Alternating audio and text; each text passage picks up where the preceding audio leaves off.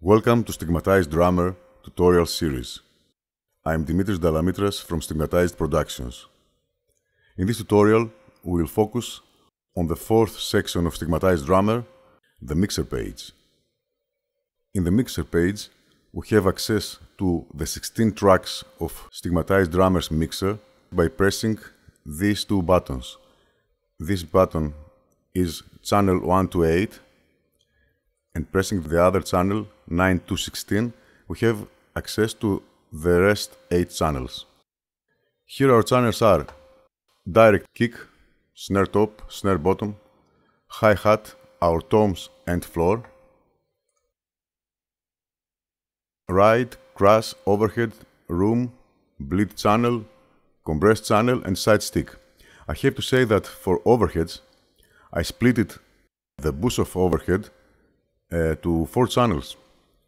When we record overheads, everything is inside there. All the wooden cells, kick, snare, toms, floor, our hi-hat, our ride, and all our cymbals are in the overhead recording. For having best access and control in some elements, I split it the overhead without affecting the sound. So I have separated the hi-hat, the ride, the cymbals, and the rest wooden cells. In this way I have better control in some elements. Let's say I want to make an adjustment to the right cymbal, and I don't want to make it and affect it by equalizer adjusting some frequencies, because maybe I will achieve my goal, but for sure I will alter all the other, and I don't want to make this. So I have this splitting idea. Let me show you. In this way now, we have everything is playing. The overheads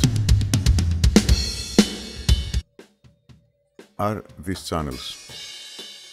Everything is played by these channels is the overhead. Now, here I have ride, for example. Without affecting the others, I can close the ride, decrease or increase it, or if I want to make some effects but only on the ride, I have the possibility to do this. In other way, if it will be in a normal situation, it would be impossible to control, for example, the ride or the cymbals without affecting the others. After this, I have the room channel, the room bus, where you can have it as loud you want or really wet. It's up your choice. The bleeding channel and the compressed channel, again the same. Side stick channel and master channel. Here we have our panning sliders on every channel, with the difference that in the master channel it's not a panning slider, it's a width slider. When we have it at the lowest value, -100, we hear our drum kit as mono. And when we have it at full value, we hear it full stereo. Anyway, this is the default value for our drum kit. In the master channel, we have this left-right swap button. What it does?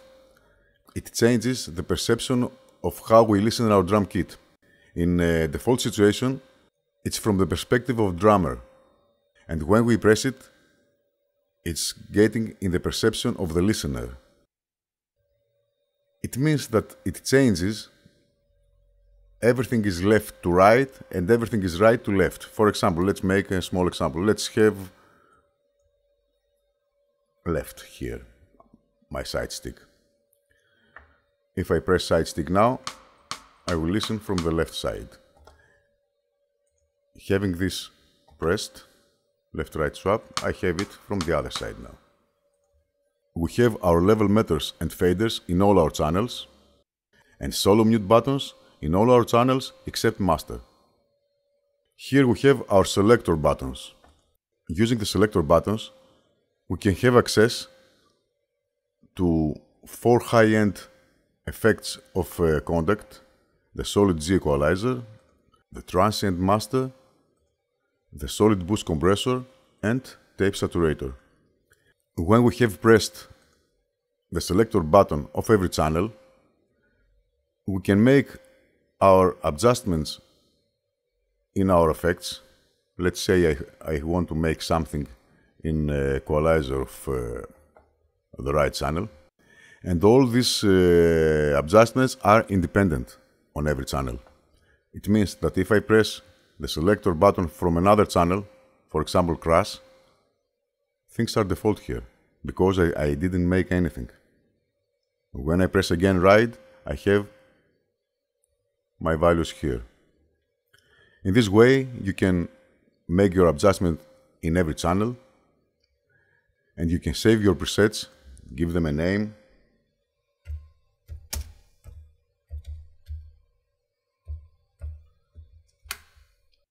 and saving using the save button.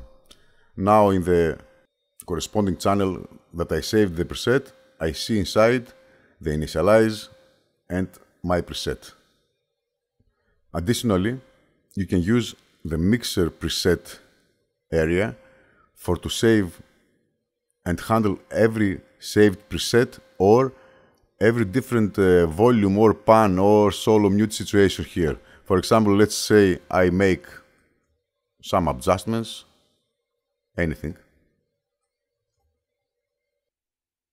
Let's say I like these settings with these exactly effects. I can save here. And now, if I come to initialize, it will come to default state as it was, you see, without the effects. And if I choose the effect, it remembers everything. You can navigate here and here, like these previous and next buttons. You can delete your saved preset using the delete button, and now you have only the initialized. And the same here, if you want to delete the preset of, for example, the equalizer I made before. Now I have nothing. Finally, we can use the output area below every channel to use our contact available outputs. In this way, we can route every track or all tracks if we want to our digital workstation in order to have better access. Maybe use our favorite plugins, etc. I will make an example. Let's say I want to route my room sound to stereo 2. Here in Logic I have to open one more boost because I routed this to stereo 2, and this is the stereo 1, this is the stereo 2. If I was having to route more tracks out of contact, I would have to open in Logic corresponding boosts. Anyway, playing a groove. Now, as you see,